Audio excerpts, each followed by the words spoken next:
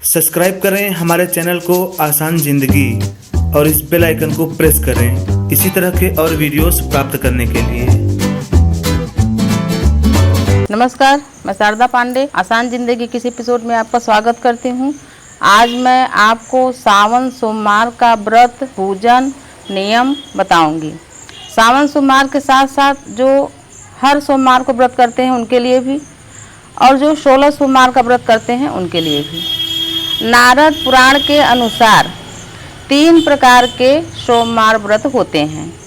जैसे प्रति सोमवार यानी हर सोमवार को व्रत किया जाता है, 16 सोमवार और सावन सोमवार। सावन सोमवार का एक और भी व्रत है कि चित्रा नक्षत्र सोमवार के दिन जब पड़े चित्रा नक्षत्र, उस दिन से यानी उस सोमवार से शुरू करके 7 सोमवार लगातार व्रत करने से मनुष्य की सर्व मनोकामना पूर्ण हो जाती हैं।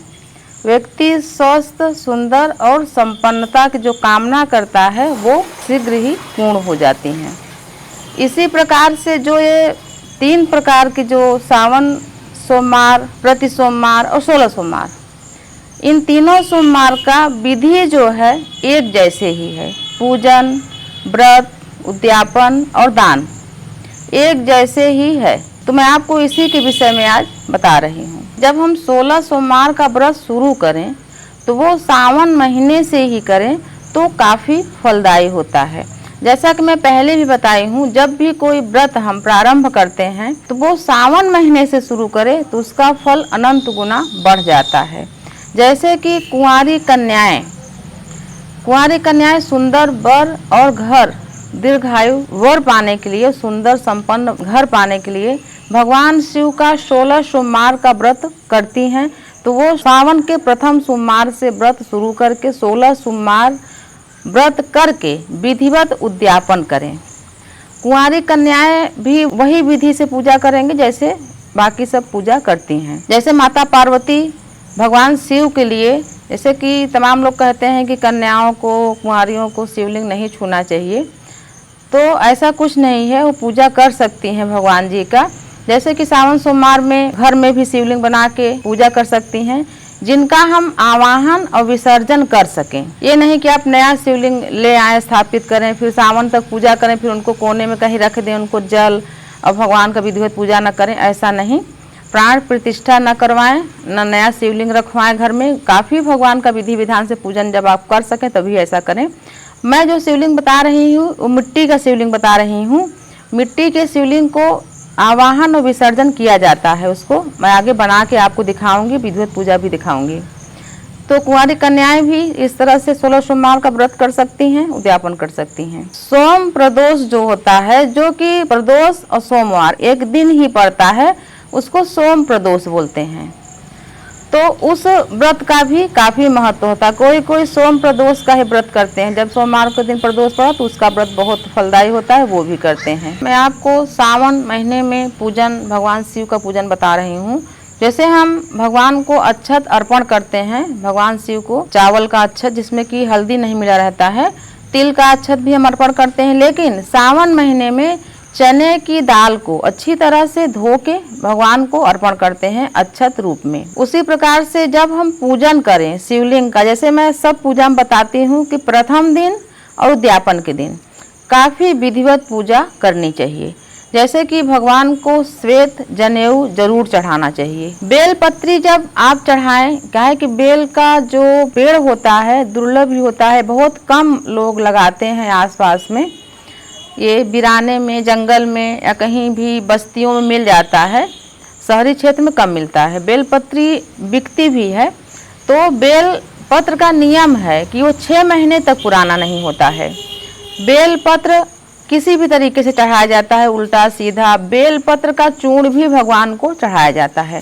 जैसे कि आप बेल पत्र लाए तो रोज़ ताज़ा नहीं मिल पाता, तो उसी बेल पत्र को हम पुनः धो के भगवान को अर्पण कर सकते हैं। बेलपत्री का ऐसा भी नियम है कि जैसे भगवान को हम उल्टा करके चढ़ाते हैं तो उसका भी काफ़ी फल होता है। सावन सोमवार का व्रत या सोमवार का कोई भी सोमवार, प्रदोष, सावन सोमवार, 16 सोमवार, प्रति सोमवार, या जो चित्रा नक्षत्र का सोमवार, किसी भी सोमवार का जो व्रत धारण करते हैं वो देह में तिल का तेल लगा लें, उसके बाद स्नान करें तो स्नान का महत्व काफ़ी बढ़ जाता है। तो मैं आपको इसी में नियम भी बता दे रही हूँ, जो भी भाई बहन बेटी माता जो भी व्रत करें वो तिल का तेल मंगवा लें, शुद्ध तिल का तेल पूरे शरीर में पाँव से शुरू करके बाल तक में, हल्का सा बाल में भी लगा लें, विधि होती है। लगाने के बाद विधिवत स्नान करें, साबुन वगैरह नहीं लगाना चाहिए, फिर साफ तौलिए से रगड़ के पोंछ दें नहाने के बाद तेल को। उसी प्रकार से भगवान को कई पुष्प पसंद हैं, जैसे कि भटकैया, मंदार, आकड़ा, बहुत सारे ऐसे पुष्प हैं जो कि भगवान को बहुत ही प्रिय हैं। लेकिन सब पुष्पों में से अगर आपको शमी पुष्प मिल जाए, एक भी पुष्प शमी का अगर शिवलिंग पर हम चढ़ाते हैं, वो चाहे घर में या मंदिर में, या जो मैं बता रही हूँ आवाहन और विसर्जन करने वाला मिट्टी का जो शिवलिंग बनाएंगे उसमें एक शमी का पुष्प भगवान शिव को अर्पण करने से हजारों पुष्प जो भगवान को प्रिय हैं या जो हम पूजन करते हैं उसका फल एक शमी का पुष्प चढ़ाने से प्राप्त हो जाता है। बासी न चढ़ाएं, जैसे कि कहीं से ला के रख लें, वैसा नहीं, बासी नहीं चढ़ाना चाहिए, पुष्प को ताजा लाएं। अगर पुष्प न मिल सके तो शमी की पत्ती ही चढ़ा दें। सोमवार के दिन चूरमे का प्रसाद जरूर चढ़ाना चाहिए। मैं चूरमा प्रसाद शिवरात्रि में भी चढ़ा के दिखाई हूँ, बना के नहीं बताई हूँ। उसी प्रकार से गंगा दशहरा में भी चूरमा का प्रसाद चढ़ाई हूँ। तो चूरमा का प्रसाद पूरे सोमवार में, जो भी सोमवार का व्रत करें आप, हो सके तो पूरे सोमवार को, नहीं तो उद्यापन के समय जरूर चूरमा प्रसाद चढ़ाएं भगवान जी को। जब हम भगवान शिव जी को दीप दान करते हैं यानी दीपक देते हैं, तो शिवलिंग जो दीपक का लौ है वो शिवलिंग की तरफ नहीं होना चाहिए, वो आप अपने तरफ या किसी भी उत्तर पूर्व तरफ रखें। काहे कि शिवलिंग गोलाई में होता है तो कहीं भी रख सकते हैं, लेकिन शिवलिंग की तरफ न रहे। शिवलिंग के पास दीप दान नहीं करना चाहिए, यानी एकदम सटा के नहीं रखना चाहिए। कम से कम एक हाथ, जैसे मैं पहले भी बताई हूँ, हाथ यहाँ से माना जाता है, जहाँ मुड़ता है यहाँ से यहाँ तक इतनी दूरी होनी चाहिए शिवलिंग से दीपक का, एक हाथ, नहीं तो सवा बित्ता यानी एक बित्ता और 4 अंगुल की दूरी पर हम दीप दान करें, यानी कि दीप रखें। जैसा कि मैं पहले भी बताई हूँ कि सफ़ेद आंकड़े का या जो हटाई कलर का आंकड़ा होता है, इसमें जो रुई निकलती है उसका बत्ती बना के भगवान को जब दीप दान करते हैं तो एक जो ज्योति होती है उसको जलाने से 101 दीप दान का हमें पुण्य मिलता है। तो आपको कहीं मिल सके तो ज़रूर आप उसको लाएं। वैसे मेरे पास बहुत ढेर सारा है, हमारे आंगन में मैं उसको लगा के रखी हूँ, तो हम किसी तरह से आपको दे नहीं पाएंगे, नहीं तो हम आपको ज़रूर देते। हमारे पास बहुत ढेर सारा है, वो रेशमी एकदम रुई रहती है, वो मिले कर कहीं बाजार में बिकती हो तो और अच्छा, मिले तो आप उसका दीपदान जरूर करें। जब हम भगवान का पूजन करने बैठें, जितने हम सोमवार आपको बताए हैं, किसी भी सोमवार में, तो पुरुष सफ़ेद वस्त्र धारण करें, धोती कुर्ता या पजामा कुर्ता या शर्ट, जो आजकल लोअर वगैरह आते हैं, सफ़ेद कलर के वस्त्र होने चाहिए। ढीले ढाले वस्त्र पूजा में पहनना शुभ माना जाता है। और माताएं बहनें अगर पूजा कर रही हैं तो क्रीम कलर का, क्रीम नहीं है तो कोई भी हल्के कलर का, यानी कि केसरिया, पीला, गुलाबी, इन सब कलर का वस्त्र धारण करके पूजन करें। उसी प्रकार से जब उद्यापन करें, यानी कि जैसे हम 16 सोमवार या सोमवार में 4 या 5 जो सोमवार पढ़ते हैं, ये प्रति सोमवार, प्रदोष में जो सोमवार पढ़ते हैं सोम प्रदोष, या जो मैं बताई हूँ चित्रा नक्षत्र से जो शुरू करके 7 सोमवार का जो व्रत करते हैं कोई भी, तो जब हम व्रत पूर्ण कर लेते हैं, पूर्णाहुति जिनको बोलते हैं, तो हम उसमें दान जरूर करते हैं। कोई भी व्रत पूजा जब हम करते हैं तो दान के बिना अधूरा रहता है। तो हम जिस देवता की पूजा करते हैं उनके संबंधित ही दान दिया जाता है।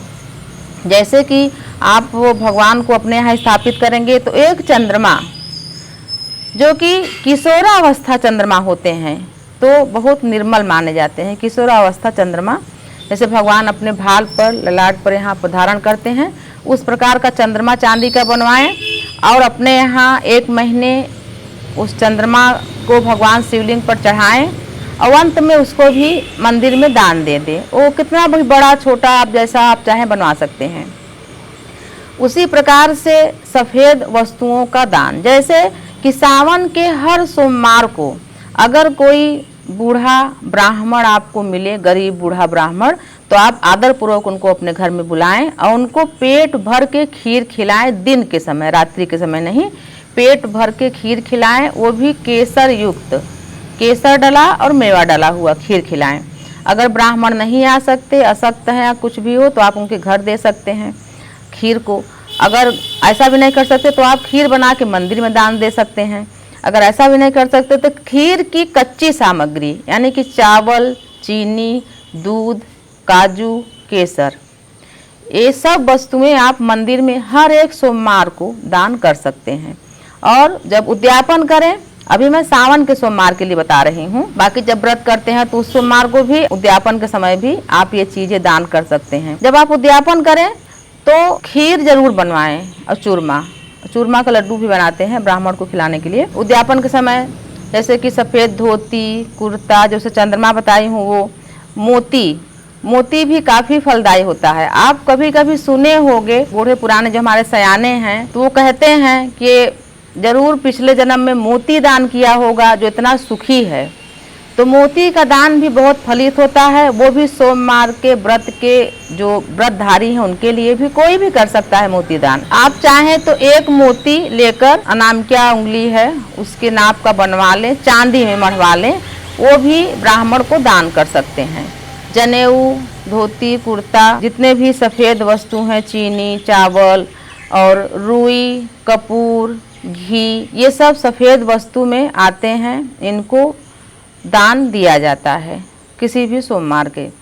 जो सोमवार का व्रत होता है, ये भगवान इससे चंद्रदेव हैं, ये भी काफ़ी उच्च होते हैं। जन्म पत्रिका में जब चंद्र नाराज होते हैं या नीच अवस्था में होते हैं तो मानसिक तनाव बहुत देते हैं। तो इन सब चीज़ों को दान करने के लिए चंद्रमा भी बहुत प्रसन्न हो जाते हैं और भगवान शिव का पूजा करने से भी चंद्रदेव प्रसन्न होते हैं। जिनकी कुंडलियों में काल सर्प दोष हो, वो शुद्ध चांदी का, सोनार से आप कहें, पहले से नाग नागिन बना के, सावन में बहुत सारे लोग उपाय करते हैं तो नाग नागिन बना के रखे रहते हैं, थोड़ा बहुत तांबा मिश्रित जरूर करते हैं, वो पद्धति ही है उनका ऐसा बनाने का। तो आप बोलें कि शुद्ध चांदी, एकदम प्योर चांदी रहे, आप उसका नाग और नागिन बनवाएं। वो जो ऐसे नाग नागिन कुंडली मार के खड़े रहते हैं, गुस्सा नहीं, ऐसे चलते हुए नाग नागिन यानी कि जमीन पर लेटे हुए नाग नागिन बनवाएं जोड़ी।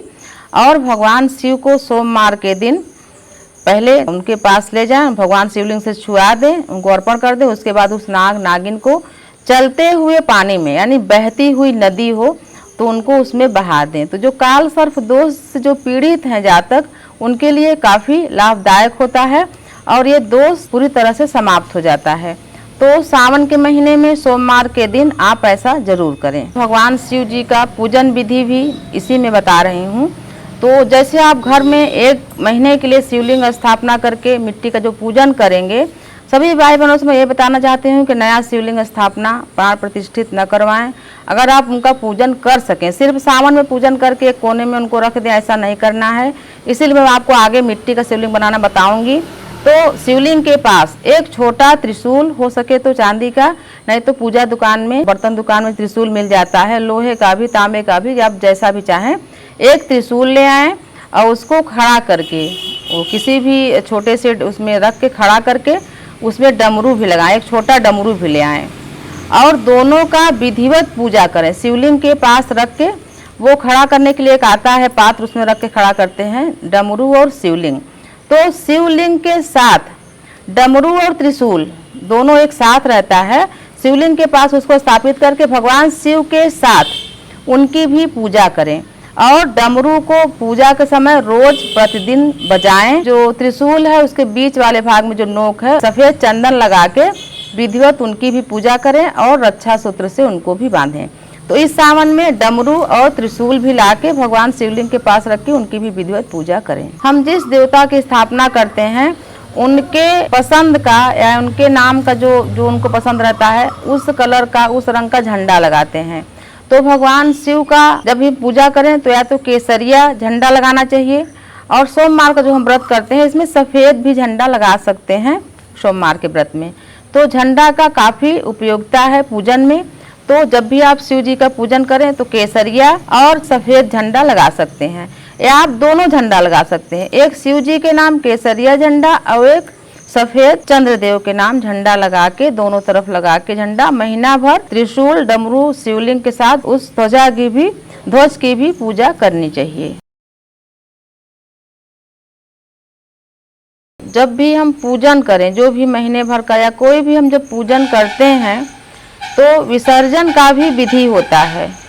तो भगवान शिव का जब हम अभिषेक करते हैं, शुरू दिन में, अंतिम दिन में, मंदिर में अभिषेक करते हैं तो ठीक है, अगर घर में करते हैं दूध या पंचामृत, गंगा जल, जो भी अभिषेक करते हैं तो वो जल और भगवान को चढ़ाया हुआ बेलपत्र, फूल, माला, जो भी सामग्री होता है, तो पूजन जो करता है, जो व्रत करता है, अनुष्ठान करता है, उसी व्यक्ति को विसर्जन भी करना चाहिए।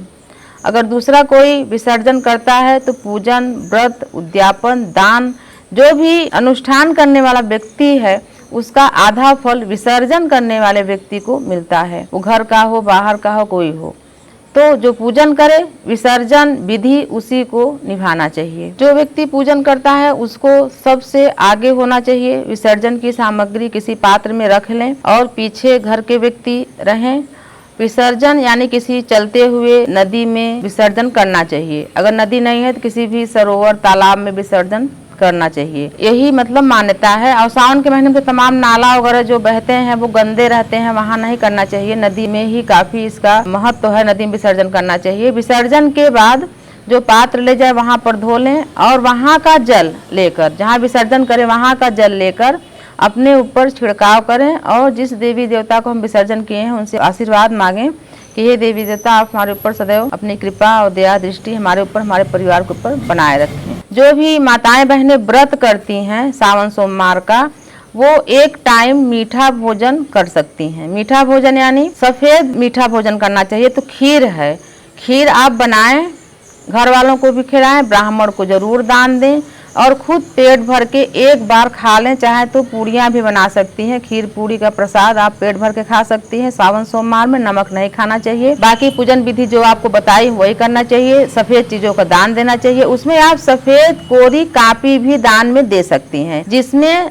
लाइन न हो या लाइन हो तब भी चल जाएगा, कोरी कापी भी दे सकती हैं दान में। और आजकल जो घरों में LED बल्ब यानी सफेद बल्ब जो आता है, ये भी दान दिया जाता है, ये भी सफ़ेद वस्तुओं में आता है और इसका बहुत शुभ प्रभाव होता है। जैसे हम दीप जलाने के लिए मंदिरों में घी रुई देते हैं, उसी प्रकार से सफ़ेद बल्ब आधुनिक जैसे आ गया है समय, तो सफ़ेद बल्ब भी आप मंदिरों में अच्छे क्वालिटी का दान दे सकती हैं। तो मैं आपको भगवान शिव जी का पूजन, व्रत और उद्यापन का बताई हूँ, क्या क्या दान देना चाहिए, विसर्जन का बताई हूँ। आगे एपिसोड में मैं आपको वर्जित कार्य बताऊंगी कि भगवान शिव के पूजन में क्या क्या नहीं करना चाहिए। तो आप देखते रहिए आसान जिंदगी। तब तक के लिए नमस्कार।